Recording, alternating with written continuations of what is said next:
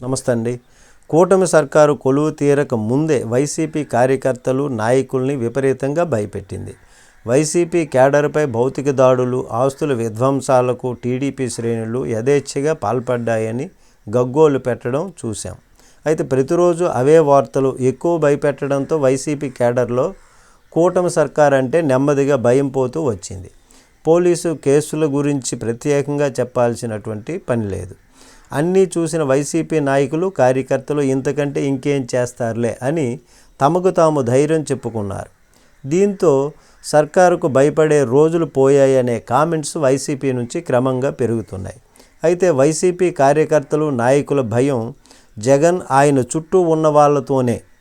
కూటమి సర్కారు దాష్టీకాలకు వ్యతిరేకంగా పోరాడక తప్పని పరిస్థితి ఏర్పడిందని, అయితే మళ్ళీ జగన్ సీఎం అయిన తరువాత తమ పరిస్థితి ఏంటని అనేటటువంటి ప్రశ్న ఇప్పుడు ఉత్పన్నమవుతోంది. వైసీపీని అధికారంలోనికి తెచ్చుకున్న తరువాత తమ తలరాతలు జగన్, ఆయన కోటరీ ఏ విధంగా రాస్తారో అనే భయం వాళ్ళను వెంటాడుతోంది. వైసీపీ క్యాడర్ ఇప్పుడు కూటమి నేతలకు భయపడడం లేదన్నది వాస్తవం. జగన్ సీఎం అయితే మళ్ళీ గత 5 ఏళ్లలో పడిన ఇబ్బందులే పడతామా, తప్పవా అనేటటువంటి సంశయం వాళ్ళలో ఉంది.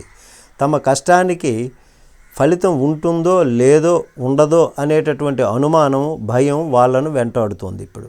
అందుకే వైసీపీ క్యాడర్ ఎలా వ్యవహరించాలనే ఆలోచనతో ఎటూ అడుగులు వేయలేకపోతోంది.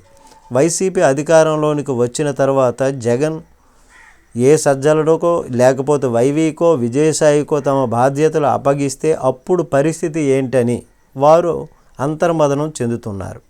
అప్పుడు మళ్ళీ తమ బతుకులు మొదటికొస్తాయని ఆందోళన చెందుతున్నారు. ముందుగా జగన్ చేయాల్సిన పని ఏంటంటే భవిష్యత్తులో తనతో పాటు తన చుట్టూ ఉన్న కోటరీతో ఎలాంటి ఇబ్బందులు లేవు, ఉండవు, రాబోవు అనేటటువంటి విధంగా వైసీపీ కార్యకర్తలకు, నాయకులకు భరోసా కల్పించే విధంగా జగన్ చేయగలిగితే మంచి పరిణామమే అని ఇప్పుడు రాజకీయ విశ్లేషకులు పలువురు భావిస్తున్నటువంటి విషయము. నమస్తే.